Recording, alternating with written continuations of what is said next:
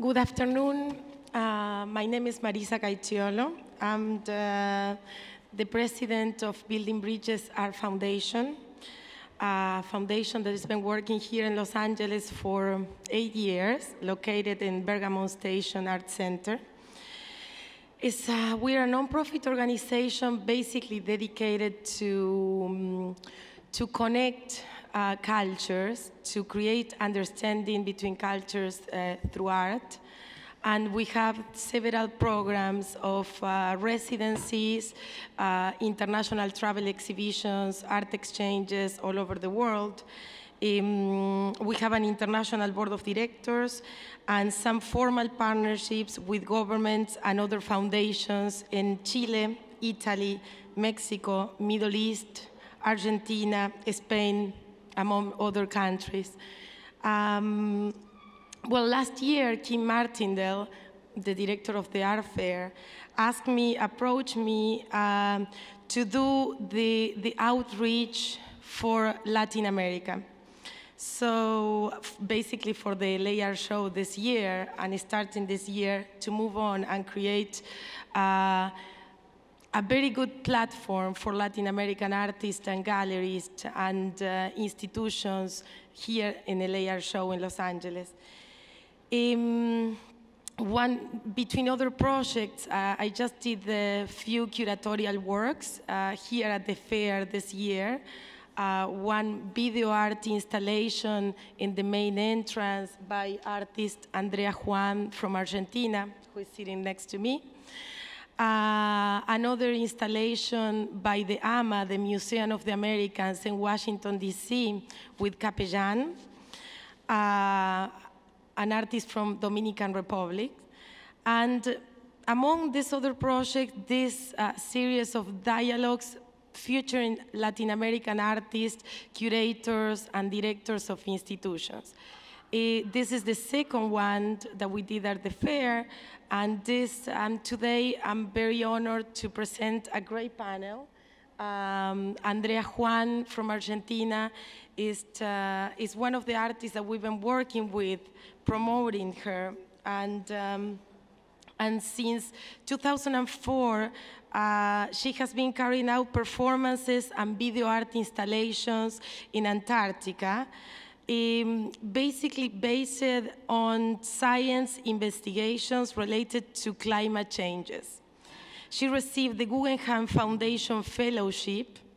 Also, she obtained the UNESCO Award in France. She received as well as major awards from Korea Foundations, for CONEX, Argentina Critic Association, National Museum of Fine Art, between others. She has been representing Argentina in several biennials around the world. And I will introduce the panel first and talk a little bit about what is the reason to bring these artists and curators and art critics here today. Itala Schmelz, she studied philosophy in the UNAM in Mexico. She was a director of the public art space Siqueiros from 2001 to 2007. Her critiques and writings has been published in Lunia Cornea, Art Nexus, Exit and Trans, and among other very good international publications. She was also director of the Carrillo Hill Museum. She produced exhibitions in partnership with Vancomer Foundation. And as a curator, she was working in the exhibition of Siqueiros, Paisajista. This was presented in 2010 at MOLA, at the Museum of Latin American Art here. In 2013, she was curating the Mexican Pavilion. Last year, she curated the Mexican Pavilion at the 55th Venice Biennale with the artist Gusick. Currently, she is the director of the Center of the Image in Mexico City. Here we start finding the line in connection with these people, because basically we're going to talk today about Biennales. So, And now we're going to introduce a very well-known worldwide Sanju.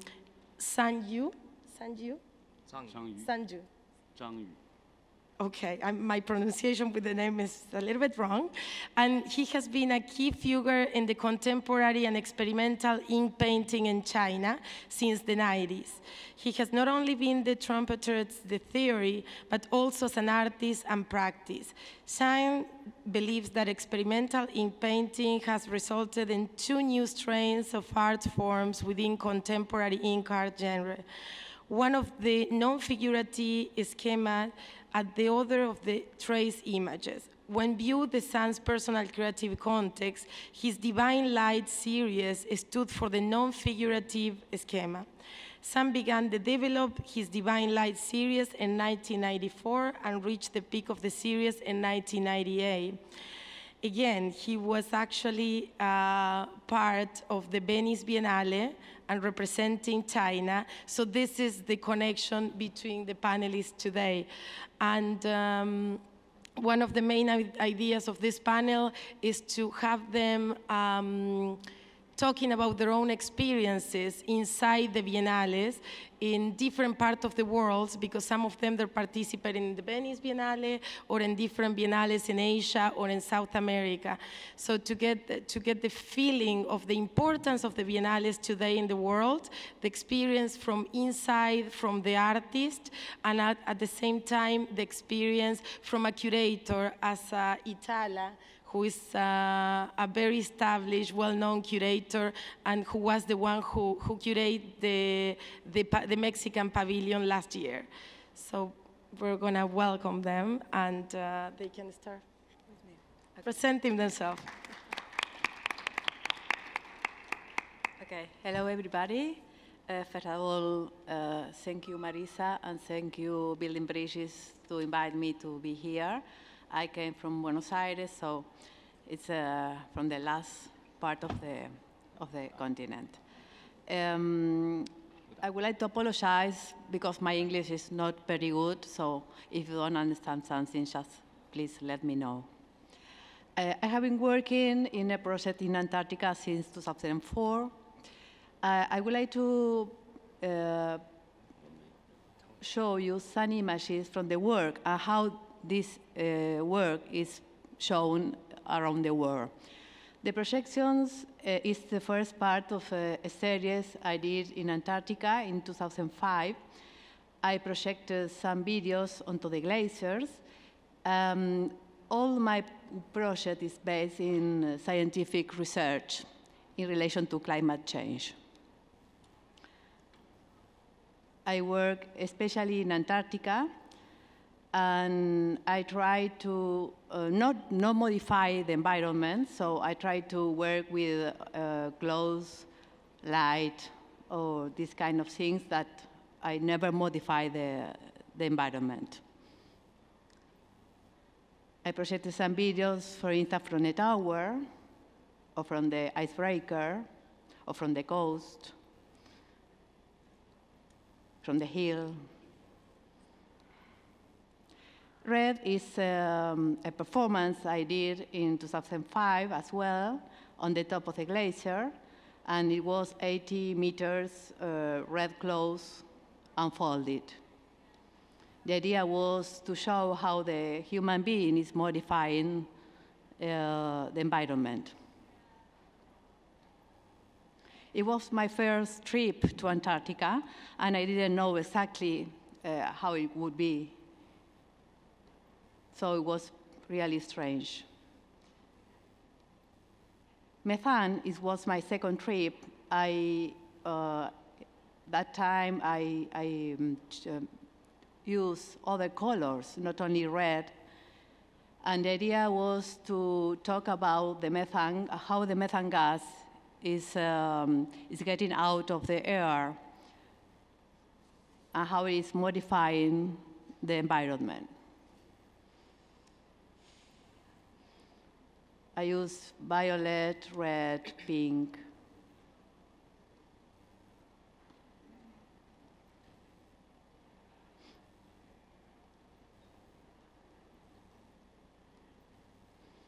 It was in the middle of storm because in my first trip, I realized when I was back to my studio that I didn't work in the middle of the storm, so all the pieces were really in a sunny day. In my third trip, I worked from the aircraft, so I took some images from the aircraft directly, and I made some videos. I never modify the images, so what you see is what really I did there. So I put that Muppets there with that clothes and prepare all the set, and I took the photos and record my videos.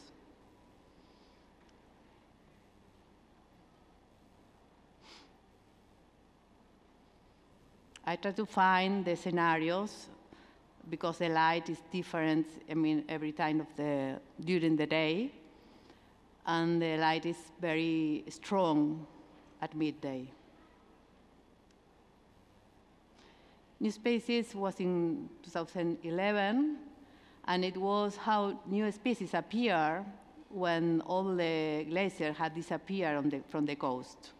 So new species appears because of some glacier had disappeared in the last 15 years.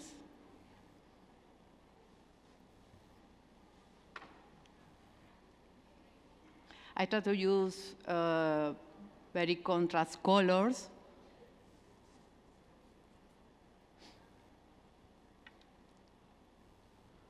And I had to bring everything with me to Antarctica and also to come back with everything in the same place.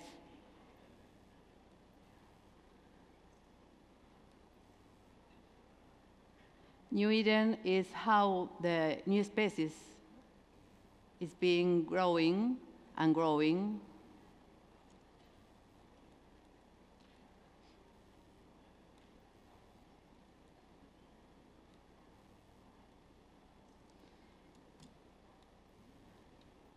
I always work with fabrics with different colors. There are big pieces of 2 meters wide.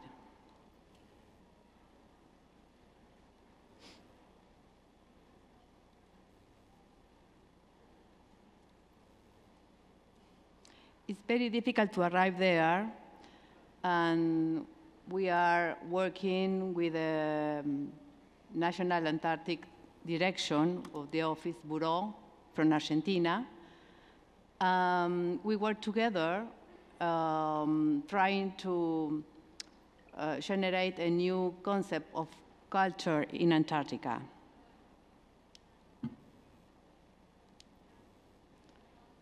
It is the last project in 2013.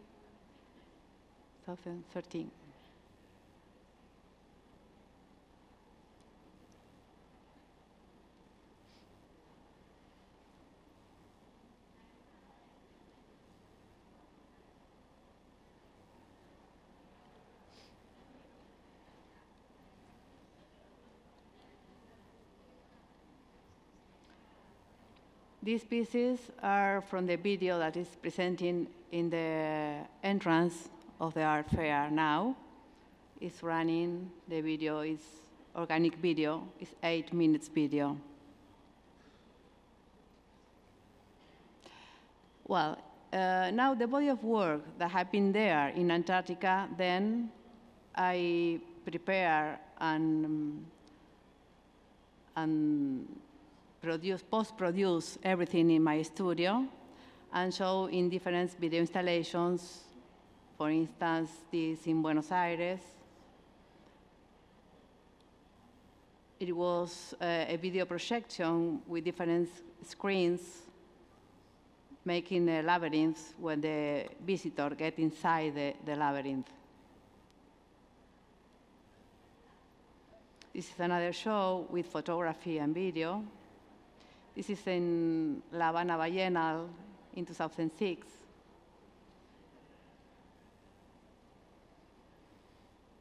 It was in New York with different caps where I projected a video using the caps as a screen.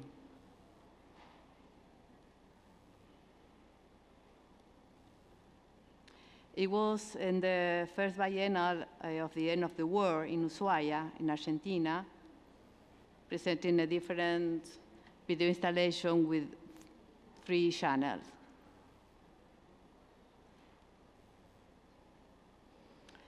For me, the idea is that the visitor gets immersed in the middle of Antarctica, so the idea always is trying to get the visitors get connected with the show.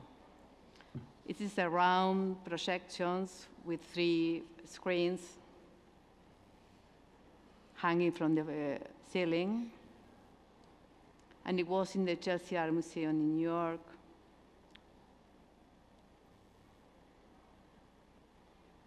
It was at the museum in Buenos Aires, 2008, with 2 channels video. And it was in Venice with 4 channels video. It was in Mexico DF with a very big video installation with different screens. It was in Piazza Duomo in Italy. I think it was the largest screen. It was very, very big. It was in Buenos Aires, mixing some photographs and videos in the Botanic Garden. And it was an urban intervention in Buenos Aires. It was 47 windows of 3 meters by 2 meters high, 3 meters high by 2 meters wide, lighting from the inside. It was in Shanghai, La Expo Universal, in 2010. I had a big video projection on the front, and inside some photography and videos. It was in Beijing, the Biennale where I won the prize with a photo. And then different exhibitions in Beijing.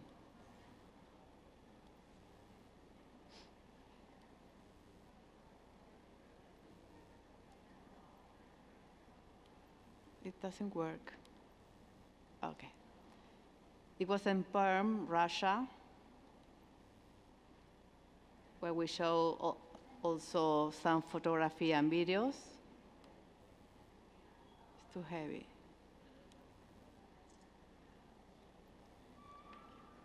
And it was in Korea, and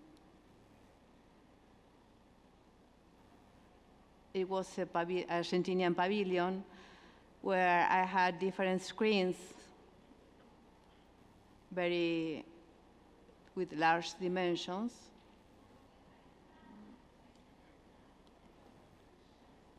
Okay. Well, that's all the photos I have to show you. That's a lot. Well, I really encourage you, all of you, if you have time to see Andrea video at the entrance of the fair before it's closing today, and we're gonna keep going with the artists, Sancho.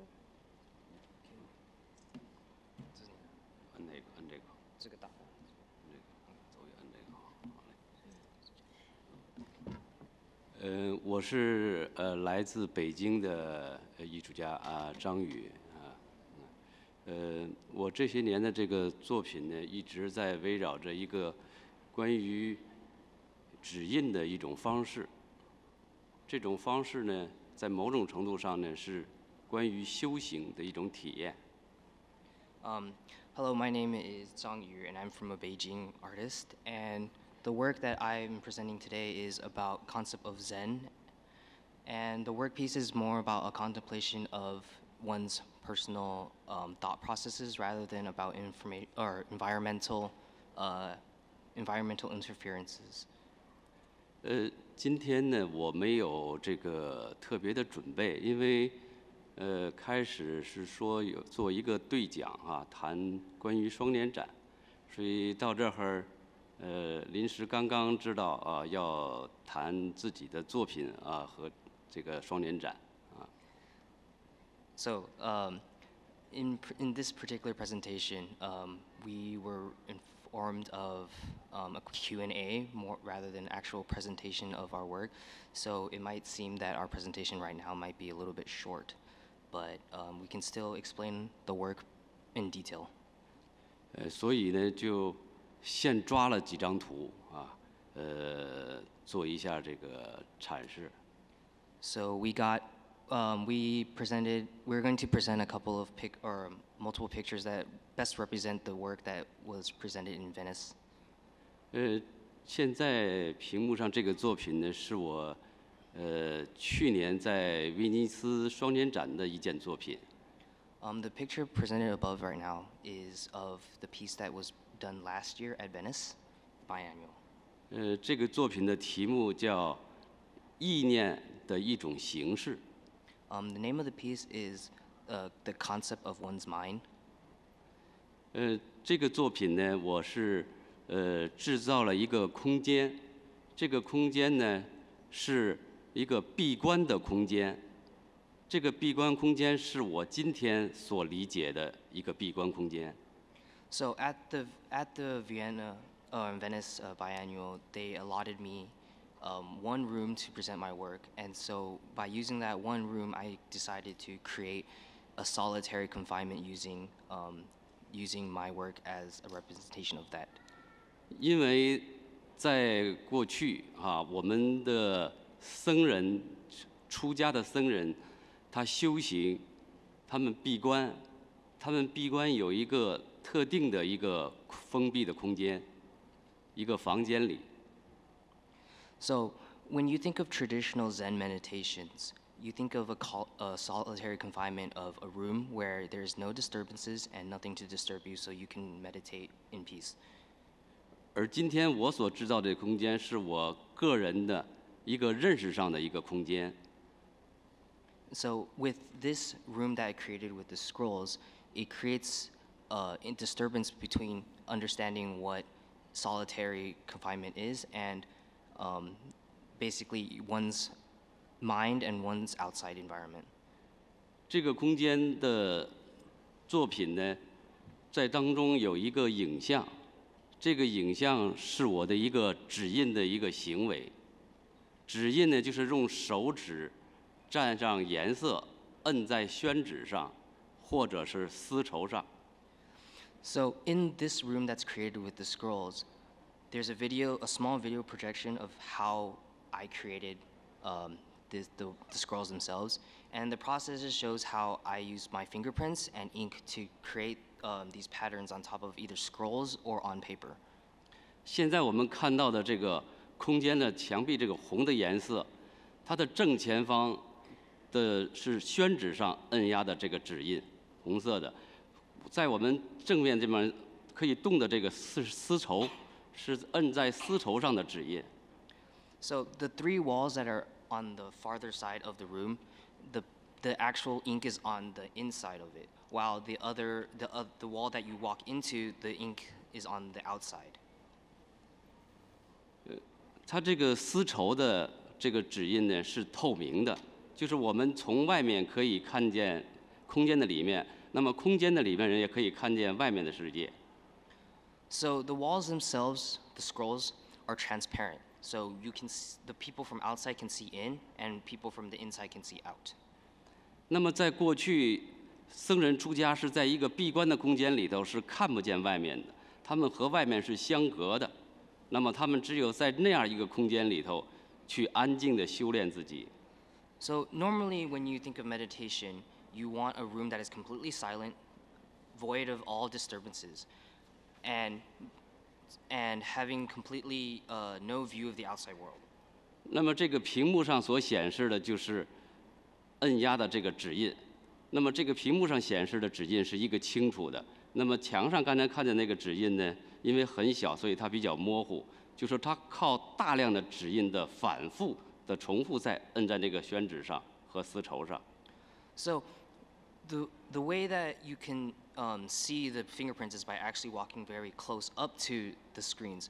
And from far away, it looks like a solid piece of one color. So that helps to create this difference between what is concentrated and what is not concentrated. So when you're thinking of meditation, it's you understand that there's contemplating some serious thought, and at the same time you want to get rid of all unnecessary thought. 这个空间里的丝绸和这个宣纸上的指印，要用1年的时间才能把它摁满。So, to finish this installation, each of the scrolls required, or the scrolls in total required a whole year to do by slowly putting one fingerprint at a time. 它这种摁满的这种摁指印的方式，它就像僧人敲木鱼儿一样，像僧人写经一样。实际上，摁指印的方式，它就是一种修行的方式。So the using of the fingerprints to create each dot is like a representation of workers hammering at nails all day long, or any other repetitive, tedious tasks. And at the same time, this also represents a form of its own meditation, where doing a repetitive action kind of frees your mind from all of these unnecessary thoughts. 现在空间当中的那个显示的那个屏幕，就是我在当中按压指印。那么也就是说，我在这个空间里头进行修行。So the video is projecting his process of making it, and by using the fingerprints one by one to create the image, the video itself is showing his form of meditation by using the fingerprints to create each dot. 现在它就是一个透明的一个丝绸指印，我们从外面可以看到里面我在其中按压指印。So because the scrolls themselves are transparent, from the outside, it's like you're peering into this room, watching the video, which is a representation of him meditating to create the installation itself. 所以说，闭关不一定要在一个非常封闭的自我空间里头做一种形式上的一种修行。在某种程度上来讲，修行是一种认识，它可以和外面打开，但是我们的内心是控制着我们自己。So, the representation of the transparency is that by peering into the room itself, it's like you're invading someone's mind when they're trying to meditate. And so, meditation shouldn't be seen as being only confined to a solitary confinement. Meditation should be more of an interpersonal analyzation rather than of any environmental factors into your form of understanding what you are trying to think about. 我再看下一个，没有了。OK。哦，那只有这几件，这是一件作品，其他的就先说到这里吧。好。So this is only one of the many works that he's done that we've prepared for this panel. And can you ask him how was his experience to be part of the Biennale, Venice Biennale last year? 他在问你，就是你在 Venice 那时候做的都是你的情况是什么样子，你的想法是怎么样子？在那个 Venice。因为在这个展览的接到这个展览的这个通知的时候呢，因为他们看重就是我的指印的这样一种方法。So when they asked him to come to Venice, they were more interested about his thought processes rather than about the installation itself. 因为对于今天的艺术表达，就是方法在某种程度上更为重要。So in this world of contemporary art, it's more important about the concept behind the work rather than about the work itself. And so for him, that he feels that the concept and the ideas behind the work itself is more important than the actual work. 因为艺术家一定要创造自己的方法，那么艺术家本身才有它的价值和意义。So if an artist doesn't have his own unique taste or own unique ideas about his concepts, then he can't find an identity for himself. So to Zhang Yu, he feels that if you can create a specific unique concept or a unique ideology behind your work, then you can create your own identity that you want. 指印的方法呢，就是把过去僧人寺院里头的修行的方式，转换成艺术的一种表达方式。So by using your own experiences and your own ideologies behind everything, including your past history, so your where you grew up or where you live, and all the other human experiences, this allows you to mature as a human and as an artist. 我们很长一段时间，艺术家的创造，包括到今天的一些个画家所用的方法，都是艺术史当中所提供的方法。So, in China specifically, artists were more interested in how their work would be presented rather than about the information or the ideologies that they're trying to push out themselves. So, there's a shift in the ideology that the artists themselves are more important than the work that they do. So the work should be treated as a product of the artist, while the artist should be seen as the main reason behind appreciating contemporary art. 比如过去的现实主义、超现实主义、表现主义、抽象主义、抽象表现主义等等，都是西方艺术史的过去的方法。So the concept of what we believe or what is considered art, so like composition, color choices, color theory, media, what production processes, printing, everything like that, is a side product of the art piece itself. The art should be seen as introspective analyzation of oneself rather than about an analyzation of the work. 包括影像、装置、行为等等，都是这个大家都已经掌握的非常熟悉的方法。So everybody is already comfortable with the different forms of art. So ink paintings, oil, sculptures, etc. So to differentiate yourself from anyone else, then obviously the work style is repeated. So the ideas of the artists should be seen as the most important thing rather than what it is made of or how it is made. 所以艺术家创造方法，个人的系统的这种建构就显得尤为重要。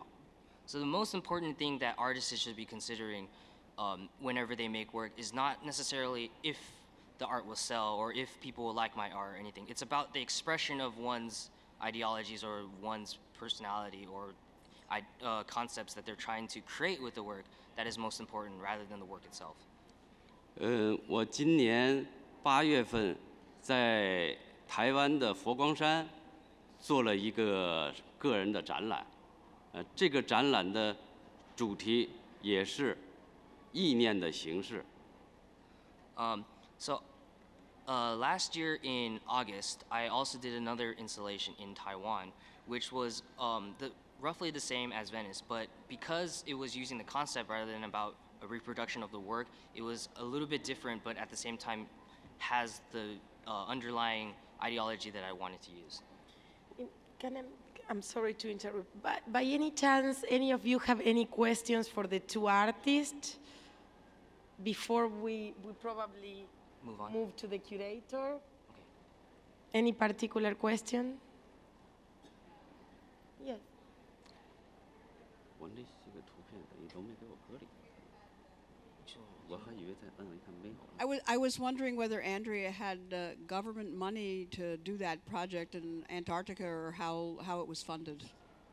Did you need approval from anybody to actually, do your work there? Well, I started the project as an independent artist, and I asked permission to my government in 2004 to go to Antarctica. They accepted, and we did the first experience in 2005, and after then they offered to continue going to Antarctica because the experience was really good. And after 2 years working there, they offered me to stay with them working and generate a program for artists around the world.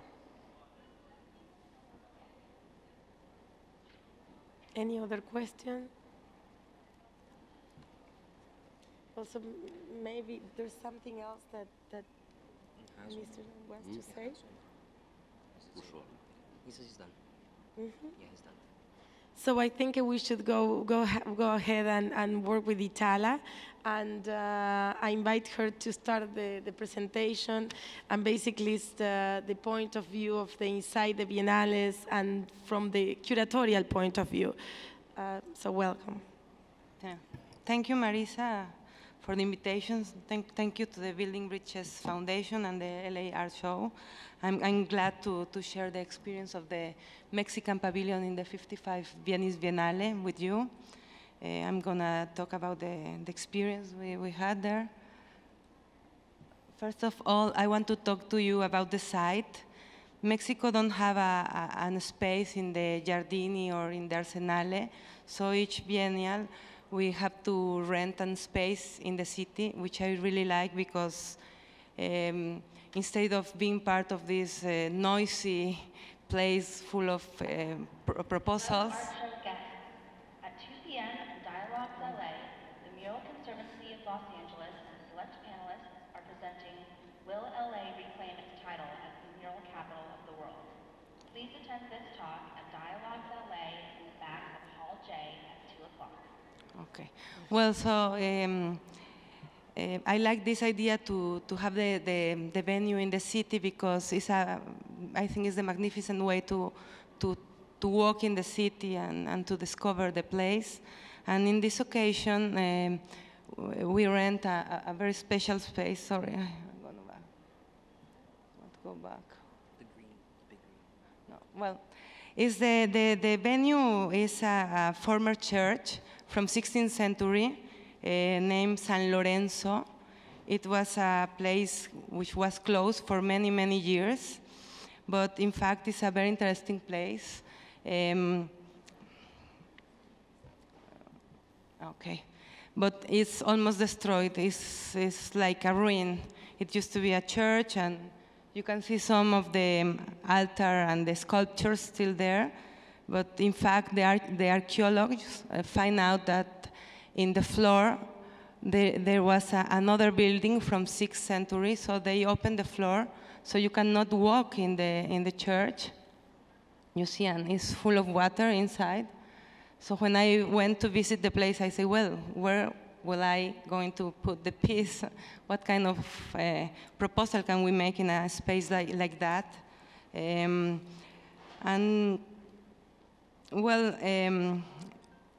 I start find out what was that place, and it happened to be an important space for art theory, for music theorians from the 16th century, and in fact, there is the tomb of one of the most important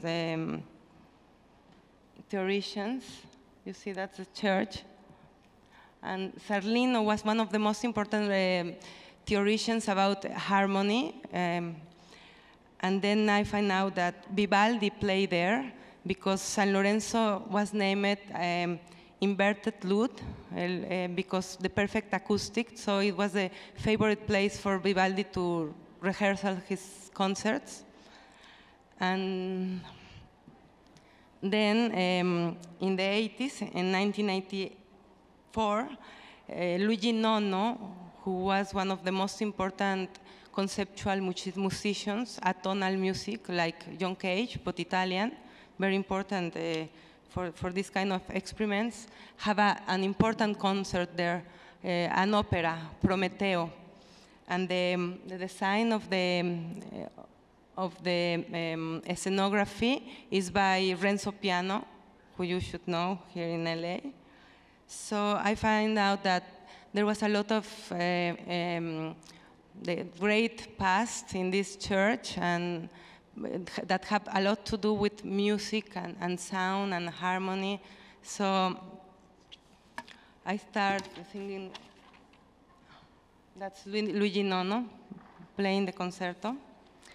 So the place was very difficult, in very difficult and delicate conditions, because not just it was almost destroyed, but it was very delicate, and you cannot touch the walls or anything, and you cannot walk on it. So I said, well, what can we do in a place like that? And first thing I thought is not to compete with the space, not try to negate what it is, but on the contrary, find a dialogue with it. And that's why I decided to play with sound, because sound can be in the whole space and doesn't need physically walls or nothing, or so you can listen. So I decided to make a sound piece. And well, that was the first decision, and then a second thought was I didn't want to take this kind of artworks with we are Mexican, so we talk about our identity, or we will talk once again about the Mexican struggle, the Mexican violence, or Mexican injustice, but trying to show another face of Mexican art. That was a second decision. Maybe the third decision was that I didn't want to work for a gallery. I didn't want to took an artist with who was already in that system and promote an artist from a gallery, because for me the Venice Biennale is a place for risk. It's a place where you can show what is happening, what is new, what is next, what is different, so not to show what is going to be by in the next art fair. So I wanted to find out another artist, and also because in Mexico the contemporary artwork is very close, and there's very few names, very well known, that had all the opportunities to show their work worldwide. So I say, no, we have to find another way to work, other way to and especially promote other kind of art. And there's a lot of fantastic artists in Mexico. So that was one. And the third, the fourth or third, I don't know, idea to think about was the Venice Biennale is full of shows. The international show, and like 80 pavilions, and everybody wants to see everything, and everybody is very worried about what they are going to dress in the next cocktail, and they want to be in the important parties with the important curators and directors of museums. So it is very noisy. So I say, if I took an artwork very conceptual, where you have to read a lot or to understand what is happening, or it take much time in there, people is not going to get it. So I decided to search for an artist that work with perception, with inner experience, and not so much with concepts. I want something that go straight to the public and change their experience. Go there and go out and say, well, something happened to me, no? That's why I think harder, and I decide to invite an artist named Ariel Guzik. He had been working like for 3 decades with a team. He created in the 90s a laboratory on research on harmony and acoustics, and he say expression of nature. So he had been working for a long time. I'm going to show you 2 videos with his former works, so you can understand what he do. Basically, he create automatas or instruments or machines, but very unique, not serial, unique, which create sound and music after nature information. So he give voice to the nature. Maybe some invisible forces in nature, like gravity or heat or the movement of the clouds or the energy in the plants. He transformed that in music through his instruments. And he worked with classic science, with physics. He never used apps, computers, speakers, amplifiers. He could be an artist from 19th century or the beginning of the 20th, with a very nostalgic image of these classic science fiction films, and these discoveries like magnetism or the ancient bulbs. So he's also a kind of Da Vinci, because he's in the middle of art, science, mysticism, medicine, all his machines and artworks come after dreams. He go to the desert and he dream the machines. Then he draw and plan, and finally he construct the machines and make them work. And he make them work in the middle of the context where they dialogue with nature. So what we're gonna have is the videos of two of them. The first one is from 1999, and just a bit of the video, okay? We have 10 minutes. Okay, no, it's too short time. So I'm gonna show you just one. No es que no sé cómo se adelanta esto.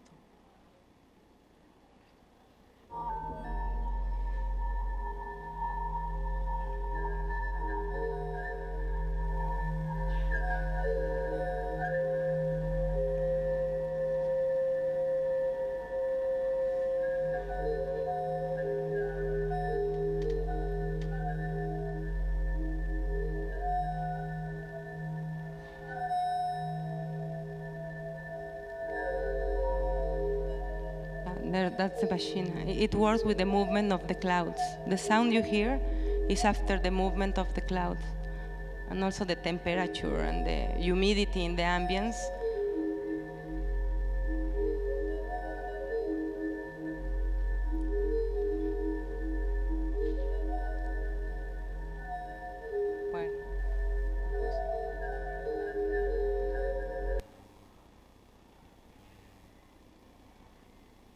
Short bit of it, and this next one is from 2004, and it's a laud, named plasma laud, which work with plants. It's in the desert, in Mexican desert.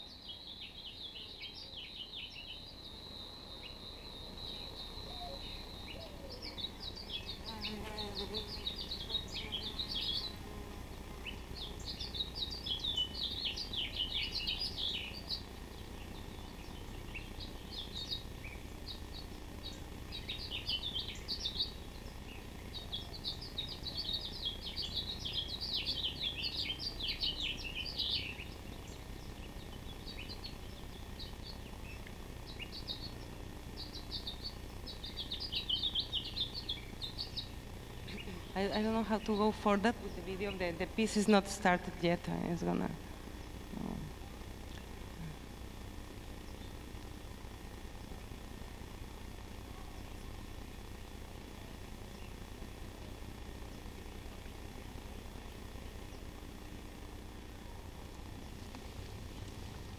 That's the artist hand. He put that on the cactus.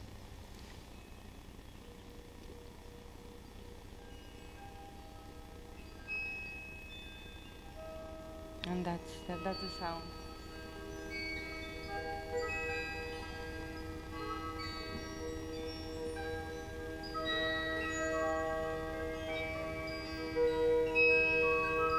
So it's the instrument played by the plant. No?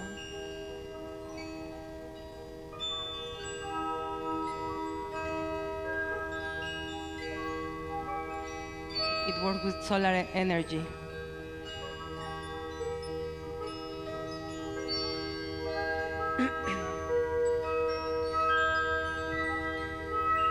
I find this is an amazing sound, very, very harmonic, and makes you feel peace. And it comes from the plant. It comes from the cactus.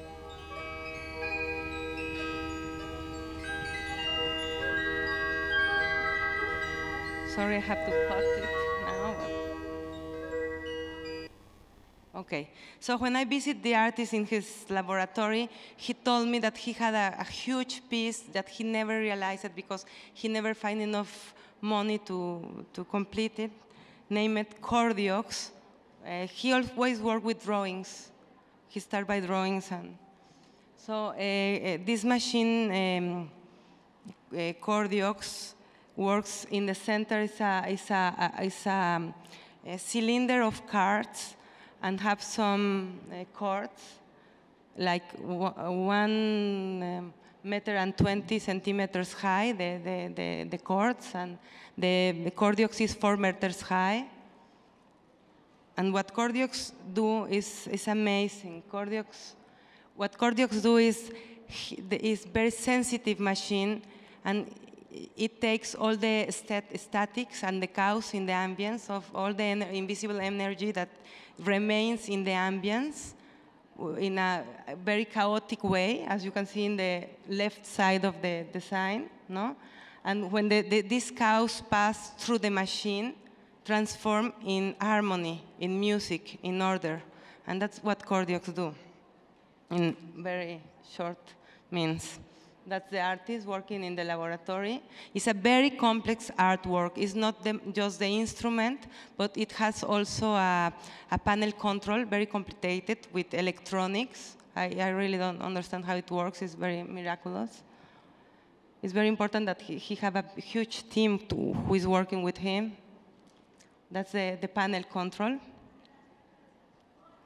And well, I very quickly let you know that I designed a pavilion where to put the instrument and the public, because as I told you before, the space was impossible. And I create this kind of desk where you can see former works, as I show you, and read some books and have some information about the artist. And that's finally the entrance, the day of the opening, the Mexican pavilion. We put glass, espejo. Mirror. Okay. Mirror. Mirrors, sorry. Mirrors. So the pavilion was almost invisible and very unheavy. And so you can have the experience of the church and the experience of the sound. Hello, art show guests. In 5 minutes, will LA reclaim its title That's as the mural the capital of the world? space, It's beginning in Dialogues LA at the back of Hall J. And well, finally there is cordiox. We have a notebook, and people would write down their comments, and they were really excited with the piece. We were the pavilion with more visitors outside the Giardini and the Arsenale.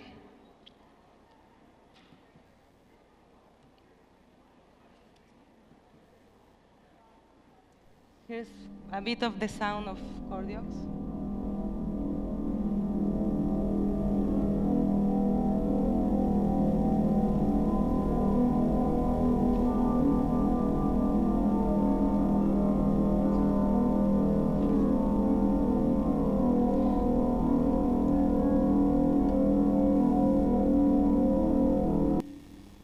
Well, the artists say that this machine is a ghost buster, because it takes all these secrets from this old church, which was abandoned in silence, and which have all this great history behind it, and transform in this music, ¿no? So, si quieres ahí la dejamos, porque ya estás. ¿Tienes algo Well, cerrar? I so wanted to sorry tell that you we had what to the rush. next works he's developing, but I think that's enough for the moment. Thank you. Thank you so much. Thank you for all the panelists, and thank you for being here. I don't know if it's like a very short question or something like this, but we have to rush for the next dialogue. So thank you. Thank you. Yes.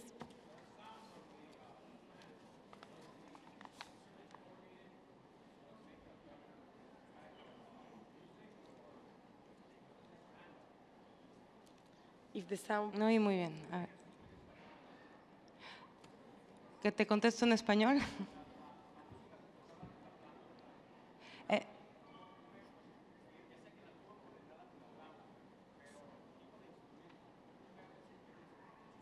No, él construyó este laúd.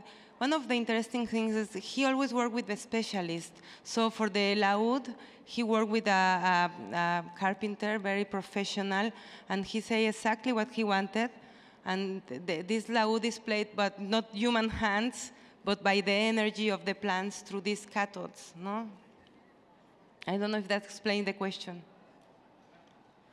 Well, thank you so much. Thank you.